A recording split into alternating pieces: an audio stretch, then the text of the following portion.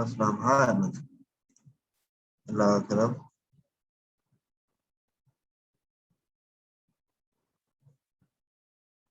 मैं देख लेता हूँ।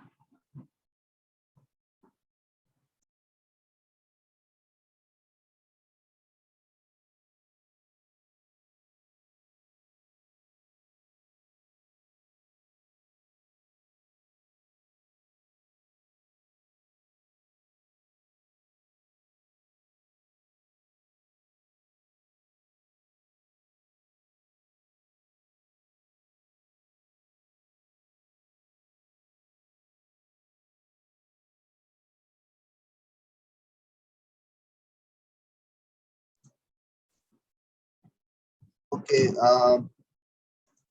Assalamu alaikum. Can you people hear me?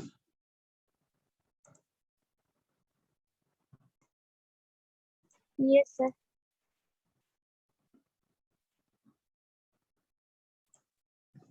आवाज आ रही है?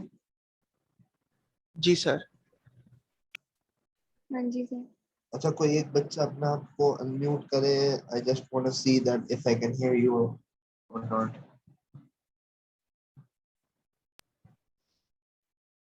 जी सर। सैयद अली अब्बास नकवी, आपने कुछ बोला लेकिन मेरे पास आवाज नहीं आई।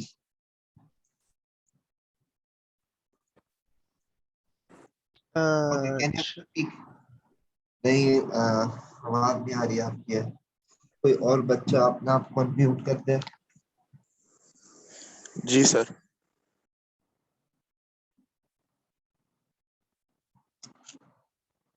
Okay, I cannot hear you. Can you people chat पे बता दो? Can you people hear me?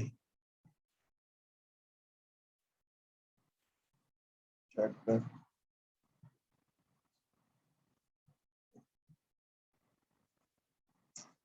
But I cannot hear you, na?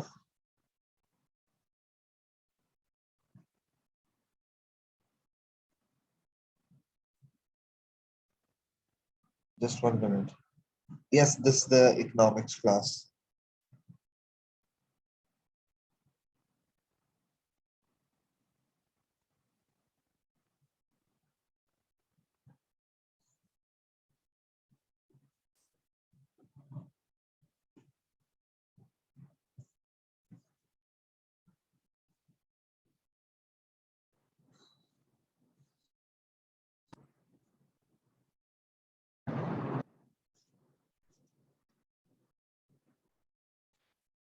Hello, hello,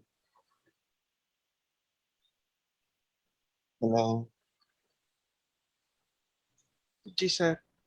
Okay, perfect. I can hear you now. Okay sir.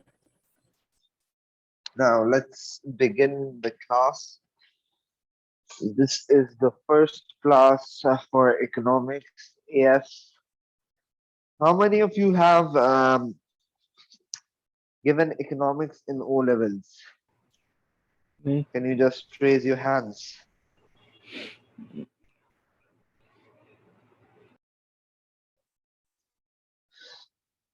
Okay, we have 2 people.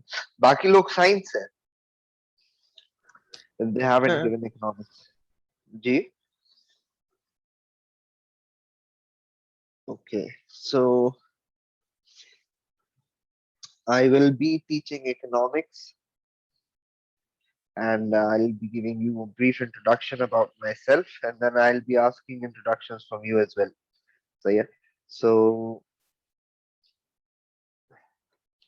I am Mohammed Bilal.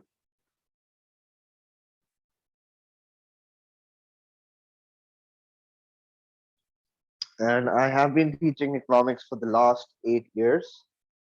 So you are in very safe hands. My ideology in teaching economics is simple, that economics should be more interesting, and the way I conduct my classes is I make the students laugh, I entertain them, and then I teach economics.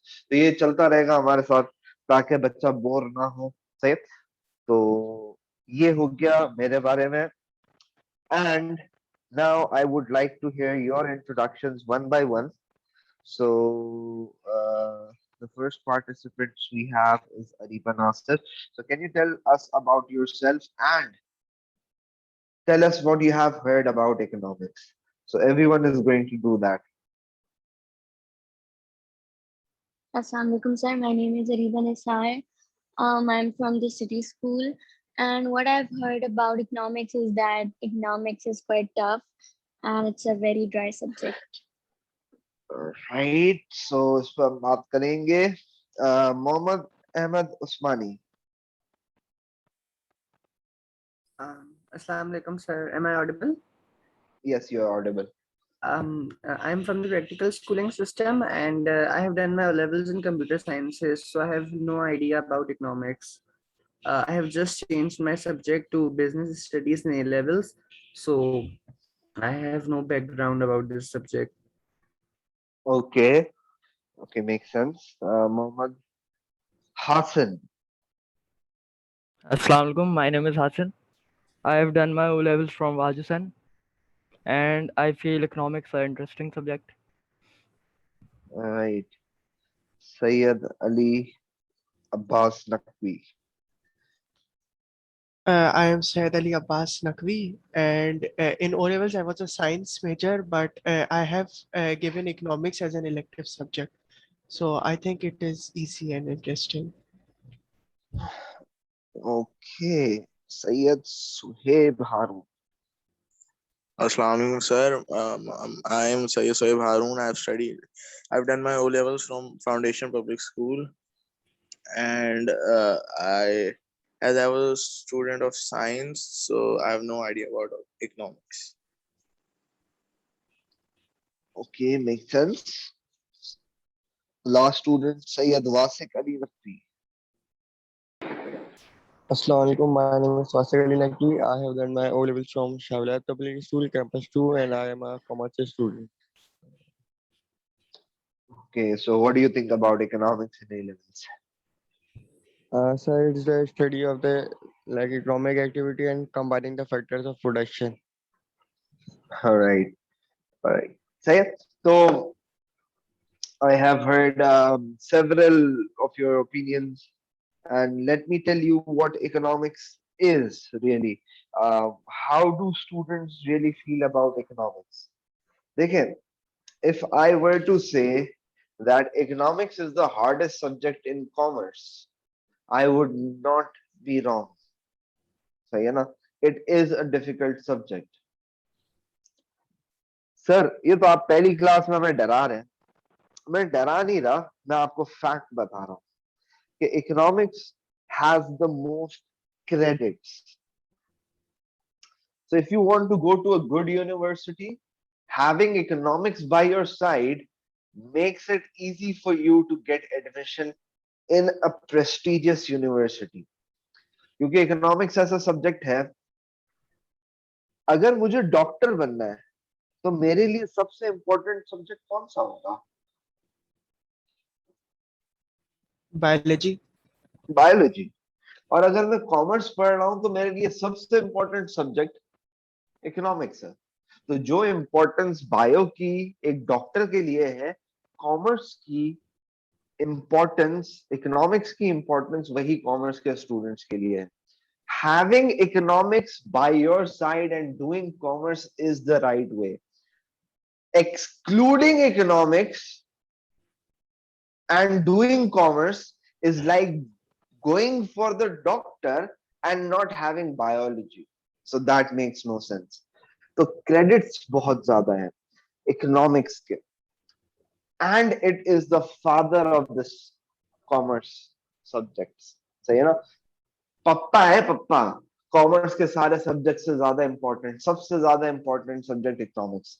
Business studies, accounts, maths सब एक तरफ कर लो, economics की importance एक तरफ, क्योंकि economics की ही शाख, it is a category of economics, business studies, and financial economics की कैटेगरी है अकाउंटिंग. तो अगर देखा जाए तो इकोनॉमिक्स से ही ये दोनों सब्जेक्ट्स ड्राइव आउट हुए हैं.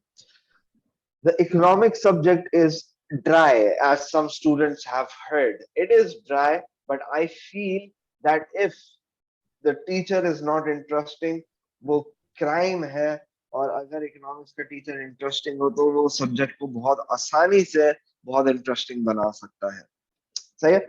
सो अब मैं आपको एक रिलीविंग फैक्टर देता हूं कि इकोनॉमिक्स की जब हम बात करते हैं तो उसमें पेपर किस तरीके से आता है।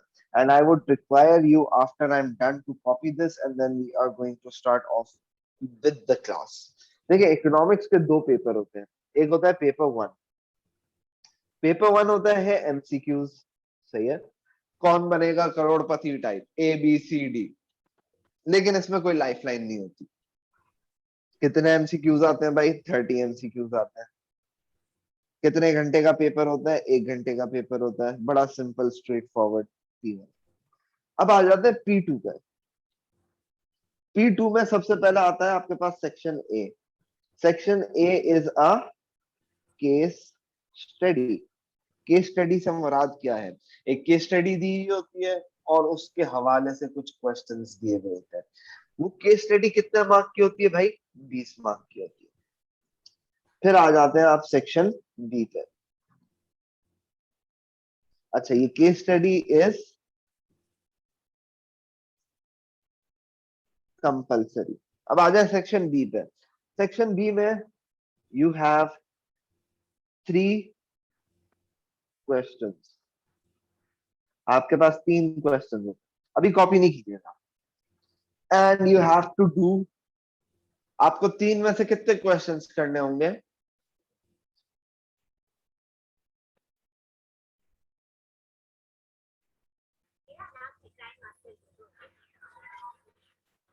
तीन में से कितने क्वेश्चंस करने होंगे?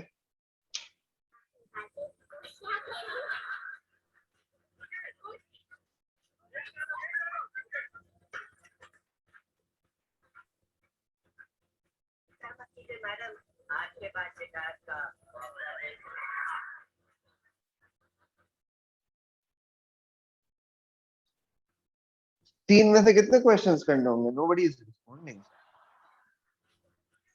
सर नहीं पता। नहीं पता?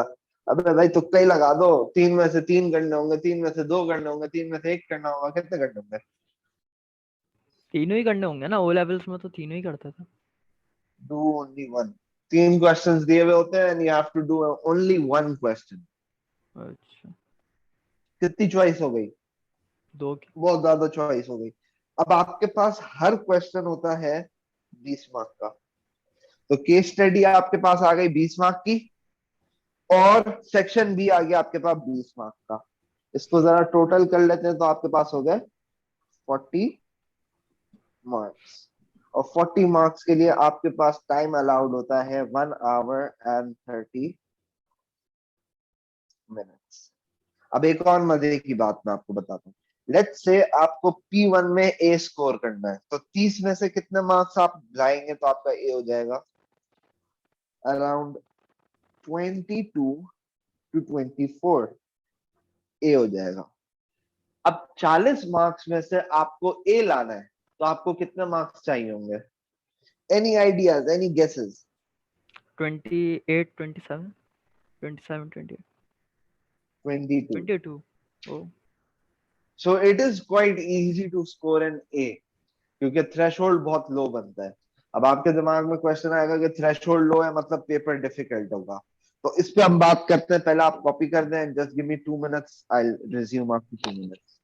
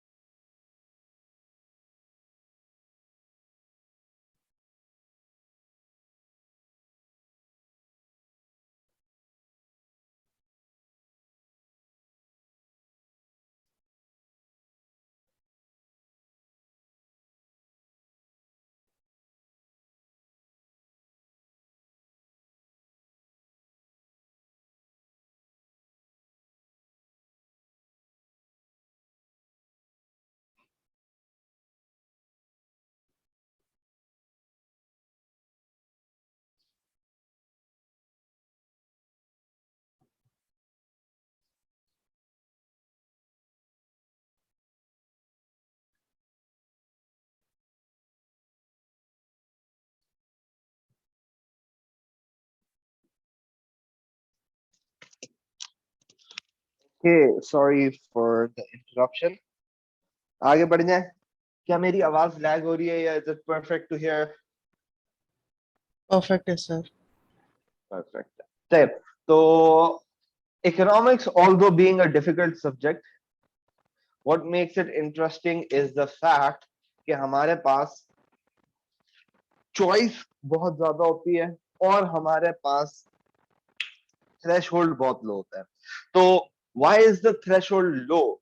Because students often do not understand the question.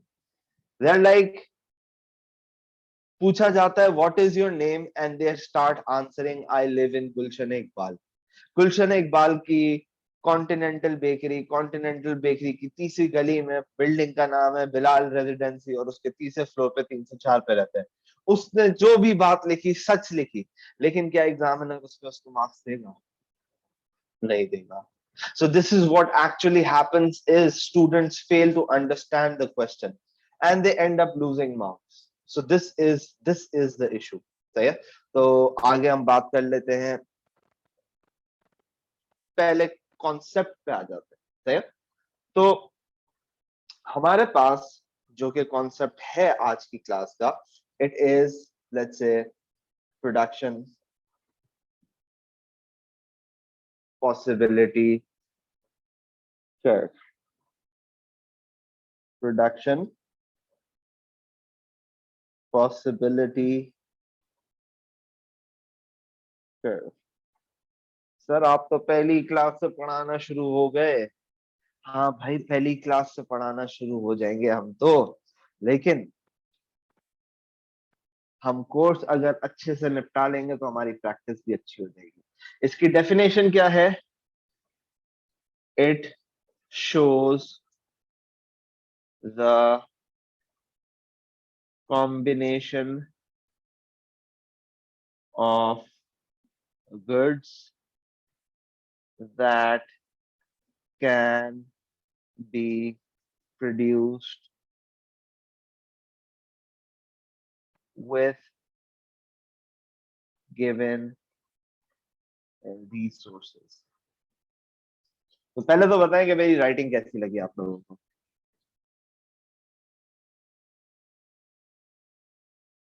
अच्छी है सर. अच्छी है. चलो, जाग रहे हो ना. अब इस डेफिनेशन को अगर हम पढ़ते हैं, it shows the combination of goods and services that can be produced with given resources. You do not understand anything and it's just hard to understand. तो इसको जरा समझ लेते हैं. सही है. डेफिनेशन देखिए, आप लोग कॉपी नहीं करेंगे, ये हमारा एक रूल होगा कि you will not copy. You will only copy when I tell you to copy. जब तक आपने सिर्फ एंटरटेन होना है और सिर्फ चीजों को सुनना है. सही है. तो कोई रेस नहीं लगी हुई कि भाई पहले कॉपी करके आप फर्स्ट आ जाएंगे. Try to listen to what I have to say and then I will give time to copy. Let's say एक बंदा है, बड़ा जबरदस्त सा बंदा है, बिलाल. बिलाल एक मोची है. मोची को इंग्लिश में क्या कहते हैं? Cobbler. कॉबलर. वाह वाह. बिलाल एक मोची है और बिलाल के पास 10 घंटे होते हैं दिन में. 10 घंटे होते हैं दिन में. वो 10 घंटे काम कर सकता है क्योंकि उसके घर वाले बोलते हैं कि भाई 10 घंटे के बाद तुम घर पे होगे और सारा टाइम हमें दो. तो Bilal can not work for more than 10 hours. अब बिलाल इज अ मोची, so he can produce basketballs. Sorry, कैसे बना सकता है बास्केटबॉल भाई? Bilal can produce shoes and sandals. अगर बिलाल शूज बनाता है तो हर शूज पे उसको 2 घंटे लगता है, और अगर सैंडल बनाता है तो हर सैंडल पे उसको 1 आवर लगता है. ये है बिलाल की कहानी. तो अब बताएं, बिलाल क्या बना सकता है? शूज बना सकता है, सैंडल बना सकता है. कितने शूज कितने सैंडल बना सकता है दिन के?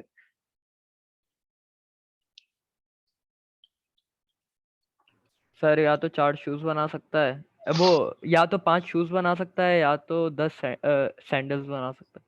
बिल्कुल. तो ये लेकिन किसके क्या लिए इन अपॉर्चुनिटी कॉस्ट हो जाएगी? तो मुझे एक बात बताओ कि 5 शूज और 10 सैंडल्स तुमने बोले, तो क्या हम दोनों का कॉम्बिनेशन नहीं बना सकते? हम ये बन नहीं बोल जाएगा. सकते कि 4 शूज बना ले और कुछ सैंडल्स बना दे. सर लेकिन अगर ये किसी एक चीज में स्पेशल हो जाए, स्पेशलाइजेशन कर ले। ये स्पेशल है, बिलाल है ना, ये तो हर चीज में स्पेशल है, ये चलो तुम्हारा फिर टीचर भी है।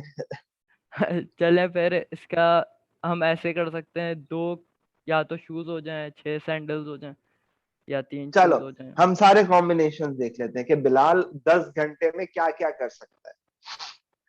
अज्यूमिंग वो एक रोबोट है, तो वो शूज और सैंडल्स बना रहा है, सही है? तो मैं यहाँ पे सारी कॉम्बिनेशंस को लिस्ट आउट कर देता हूँ। So Bilal can make 5 shoes and 0 sandals, because अगर वो 5 shoes बनाता है तो 5 2s are 10, बचे कितने घंटे? 0 hours। 0 hours बचे मतलब he can make nothing। Next, अगर बिलाल 4 शूज बनाता है तो 4 2s are 8, बचे कितने घंटे? 2 घंटे। उन 2 घंटों में क्या करेगा Bilal?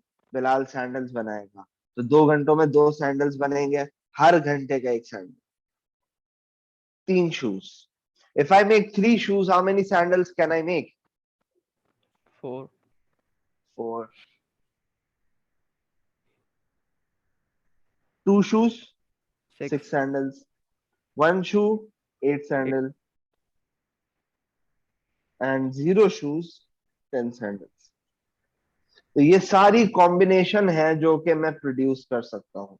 Combination A, B, C, D, E and F, ये सारी कॉम्बिनेशन हैं जो कि मैं प्रोड्यूस कर सकता हूँ। अब अगर मैं इन सारी कॉम्बिनेशंस को एक ग्राफ पे प्लॉट कर दूं, तो मेरे पास आ जाएगा प्रोडक्शन पॉसिबिलिटी कर्व। तो जरा इसको प्लॉट कर लेते हैं। एक एक्सिस पे हम लिख लेते हैं शूज, और दूसरे एक्सिस पे हम लिख लेते हैं sandals. So let's make the graph.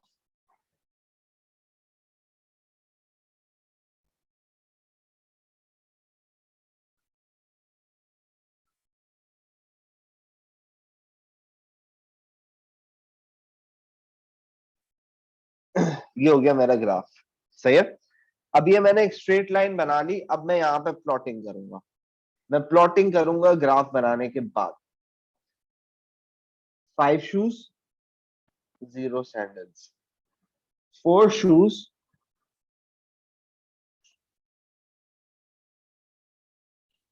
2 sandals। 3 shoes,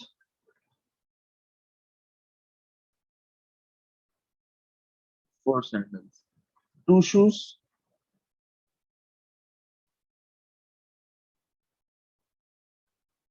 6 sandals। 1 shoe, 8 sandals। 10 sandals, 0 shoes। तो ये मैंने सारे कॉम्बिनेशंस को यहाँ पे प्लॉट कर दिया। This is my combination A, B, C, D, E and F. Does this make sense? Does this make sense?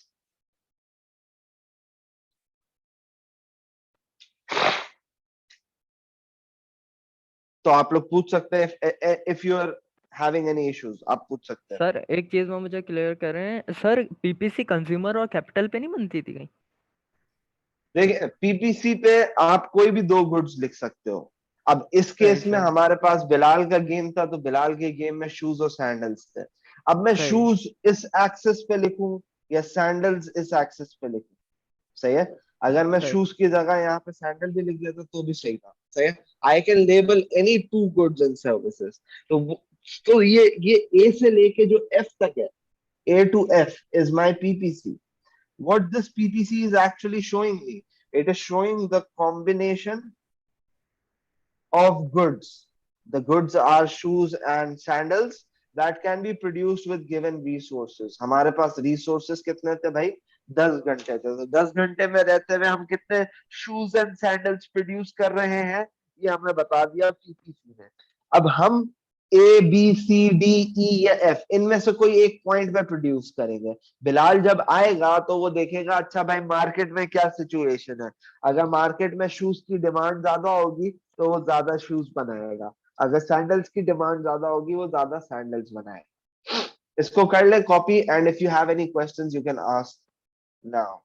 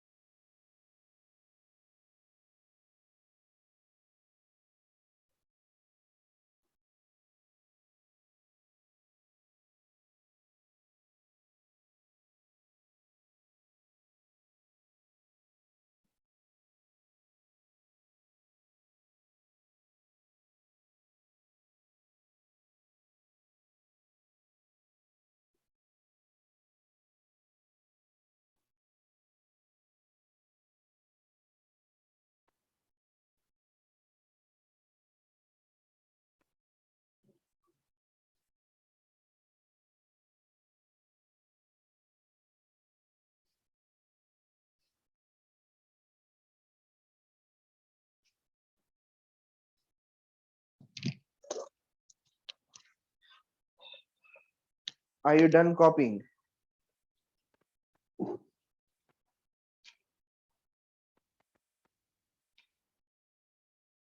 Yes, sir. Okay, बाकी बच्चे भी बोल सकते हैं भाई, थोड़ा सा participate. Yes, sir. Perfect. Yes, sir. Yes, sir. अच्छा जी, तो सबको समझ में भी आ गया, वीआईपी काम हो गया। अब अब हम बात कर लेते हैं कुछ और, सही है। अगर तो मैं पीपीसी के कर्व पे, सही है, ए बी सी डी ई या एफ, इस कर्व पे कहीं पे भी प्रोड्यूस करूंगा, सही है, if I am producing on the PPC, this means that it is full employment. What do you mean by full employment? Yani resources are 100% used. अगर आप ऊपर वाली एग्जांपल देखें तो आप एनालाइज करेंगे कि every combination A to F we are using our complete 10 hours which is our resource in this case, सही है ना। तो अगर आप पीपीसी के कर्व पे होंगे दिस मींस दैट आप फुली एम्प्लॉयड हैं। Next, what if you are inside a PPC, let's say you are at point X, अगर मैं पॉइंट एक्स पे प्रोड्यूस कर रहा हूं इसका मतलब क्या है, मैं कितने शूज और सैंडल्स प्रोड्यूस कर रहा हूँ? अगर पॉइंट एक्स पे प्रोड्यूस कर रहा हूं तो बताओ।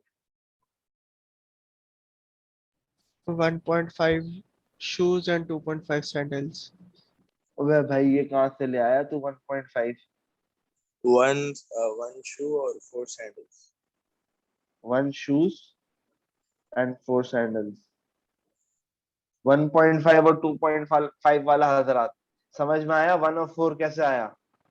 ये देखें, 1 shoes, 4 sandals. So if I'm producing 1 shoes and 4 sandals, each shoe takes 2 hours and each sandal takes 1 hour.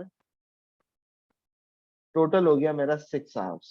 तो आई हैव 6 hours टास्क. सही है. मेरे पास टाइम कितना था? 10 घंटे. मैंने काम कितना किया? 6 घंटे. This means that I have wasted my resources और I was in efficient. This means that I have wasted my resources or I was inefficient. Similarly, if I am at point Y, let's assume मैं point Y पे produce कर रहा हूँ. तो point Y पे मैं क्या क्या प्रोड्यूस कर रहा हूँ जल्दी बताओ.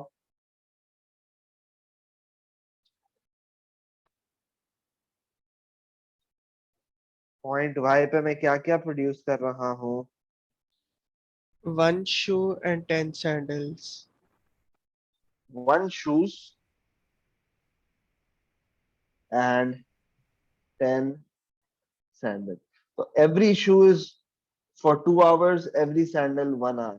So total कितना हो गया? 2 hours and 10 hours. This makes up what? 12 hours? Do I have 12 hours? No, sir. No.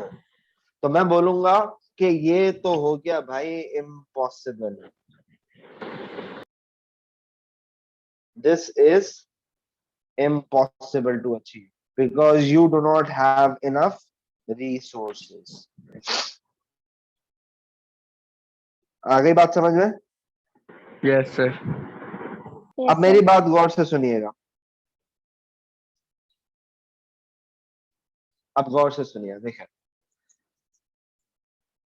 any point on the PPC is full employment, यानी सारे resources यूज हो रहे हैं. ये बेसिकली पीपीसी आपकी औकात है. अगर आप पीपीसी पर हो, आप अपनी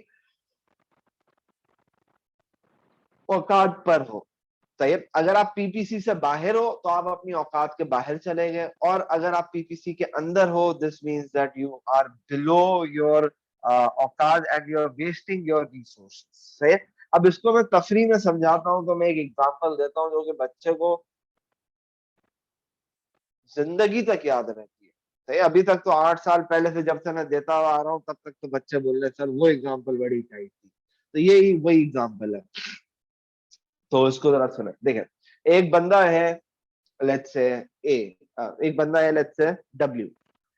W is about to get married. So he has proposals from A, B, C, D, E, and F who are equally as good looking. सही है. Who are equally of good family. तो ये सारी W के पास proposals है. W ने सबको reject करके एक मासी के साथ शादी कर ली. तो आप बोलोगे कि भाई इतना खूबसूरत लड़का, इतना अच्छा घर, शादी की तो मासी से की. अब आप लोग बोलोगे प्यार अंधा होता है, दैट इज डिफरेंट स्टोरी. लेकिन मैं यहाँ पे क्या बताने की कोशिश कर रहा हूँ? He is wasting his resources. On the other hand, W wants to marry Alia Bhatt. Now this is impossible because वो उसकी औकात से बाहर है. Point Y. आगे बात समझ में? तो anything impossible is outside the PPC. Anything inside the PPC means you are wasting your resources. And if you are on the PPC, मतलब आप अपने सारे resources use कर रहे हो. इतनी बात समझ में आ गई भाई? Yes, sir. Yes, sir. Okay. Copy कर लिया आप लोगों ने? जी sir. कॉपी कर लिया. तो मैंने टाइम ही नहीं, मैंने बोला ही नहीं था कॉपी करने का. कैसे कर दिया कॉपी? कॉपी करो अभी.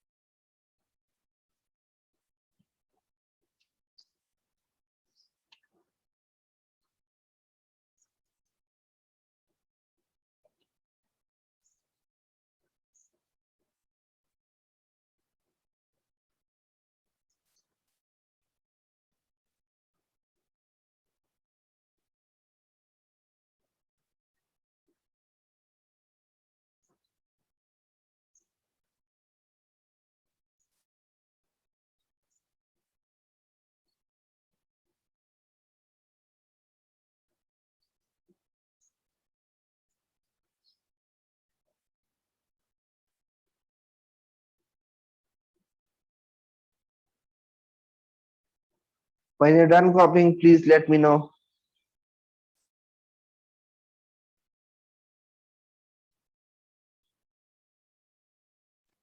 Done, sir. Okay.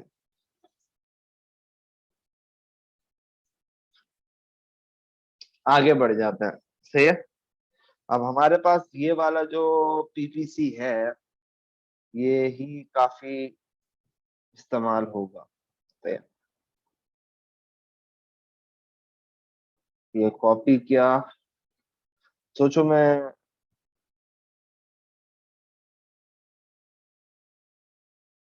White board पे पढ़ा रहा होता और मुझे वही ग्राफ कॉपी करना होता तो it would be impossible. Making the best use of technology, copy paste same graph as it is. आगे बढ़ते हैं। I don't need this, I don't need this, this, this, this, this, this, this, this, this, this। सही है। तो मेरा graph बिल्कुल पाक हो गया किसी भी मॉडिफिकेशन से। Now let's say if I am at point A and I need to move at point B,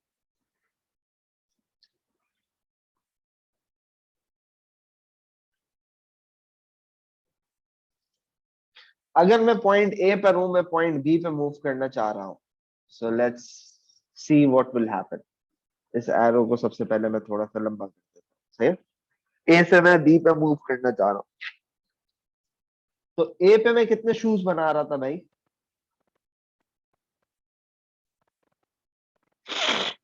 5, 5। और कितने सैंडल्स? 0, और पॉइंट बी पे मैं कितने शूज बना रहा हूं? 4, 4। और कितने sandals? 2, So what basically is happening is to produce 2 extra sandals, क्योंकि पहले 0 थे, अब 2 हो गए, तो मैंने 2 सैंडल्स एक्स्ट्रा बनाए। द कॉस्ट इज 1 शू। मेरी कॉस्ट कितनी लगी एक शू की? क्योंकि पहले मैं 5 शूज बना रहा था, अब मैं कितने शूज बना रहा हूं? 4 शूज। तो मैंने कितने शूज कम बनाए? 1 शूज मैंने कम बनाया। तो 2 सैंडल्स की कॉस्ट 1 जूता है। इस कॉस्ट को इकोनॉमिक्स में बोलते हैं opportunity cost. Opportunity cost. Opportunity cost की डेफिनेशन क्या है, इसको देख लेते हैं।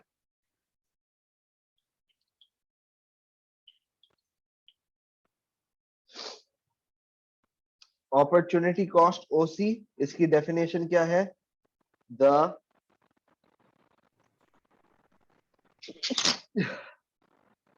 नेक्स्ट बेस्ट alternate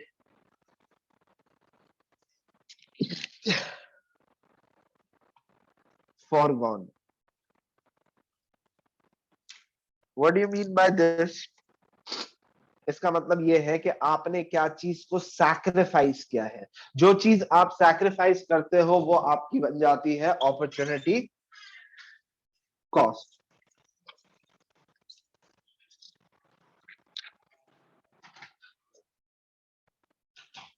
अब मिसाल के तौर पे पहले हम 5 शूज बना रहे थे, अब हम 4 शूज बना रहे हैं, तो हमने क्या चीज सैक्रिफाइस की? हमने सैक्रिफाइस किया एक जूता। तो एक जूता हो गई हमारी opportunity cost for making 2 extra sandals. अब आप लोग मुझे बताएंगे what is the opportunity cost in this case? B to C, C to D, D to E and E to F. तो आप मुझे इन चारों का अपॉर्चुनिटी कॉस्ट बताएंगे। तो भाई काम पे लग जाए, जल्दी से काम पे लग जाए।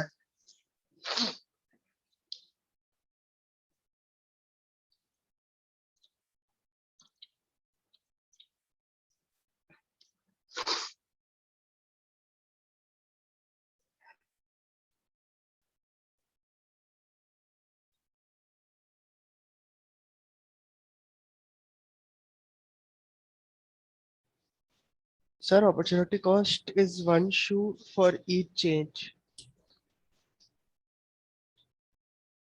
The opportunity cost is One shoe for each change. one shoes for each change. ये नहीं बोलोगे, आप बोलोगे the opportunity cost is one shoe for two sandals.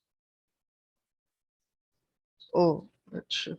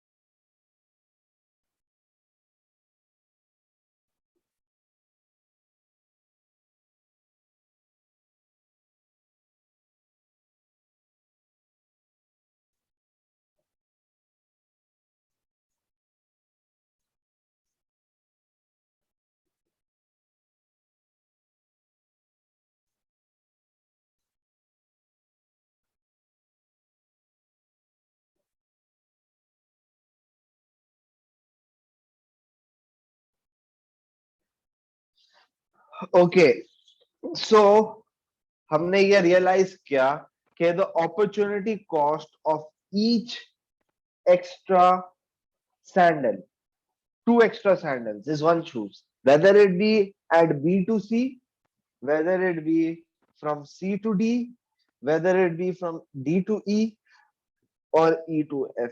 Does this make sense? The opportunity cost is the same.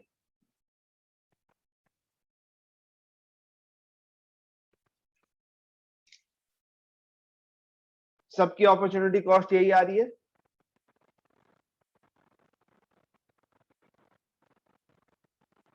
Ji sir.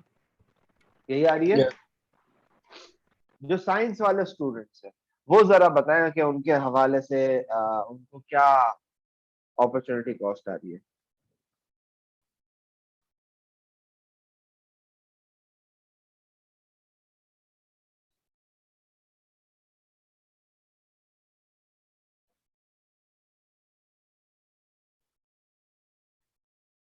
जो science के students हैं.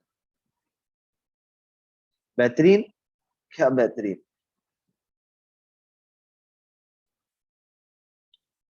Science के students hello, जाग रहे हो? जी sir. Yes, sir. The opportunity cost, आप लोग को अपॉर्चुनिटी कॉस्ट का कॉन्सेप्ट समझ में आ गया? सही है. So basically whatever you are sacrificing, सही है. Foregone का मतलब होता है sacrifice. Whatever you are sacrificing is your opportunity cost. So for example, I'm teaching you people at Wales over here and I'm not teaching in an XYZ institute. So if I'm not teaching in XYZ college, this means that XYZ college से मिलने वाली salary is my opportunity cost. इस case में opportunity cost सबकी same आ रही है. Same आ रही है इससे मुराद ये है कि if the opportunity cost is the same, the PPC will be a straight line. तो भाई अगर PPC straight line है इसका मतलब क्या है? अपॉर्चुनिटी कॉस्ट क्या है भाई? सेम है. ये PPC straight line है. स्ट्रेट लाइन से मुराद ये है कि आपके पास अपॉर्चुनिटी कॉस्ट सेम होती है. डन हो गया भाई? जी सर. सही है. So I think we are going to keep it over here. And if you have any questions, you can ask now. And if you're done, you can leave.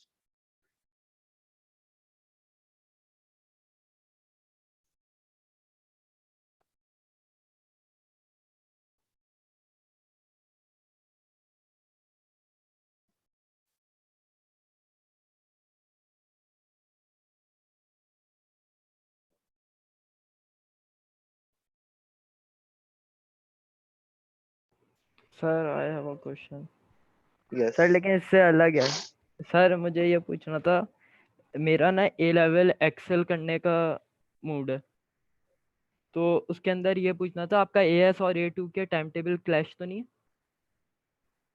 यार ये admin से तुम्हें पूछना पड़ेगा और ये कॉलेज से पूछना पड़ेगा कि whether the college is allowing you to go for accelerated. आज मैं सर वहाज से ही पूछूंगा, अभी वेल्स ही शायद हूँ.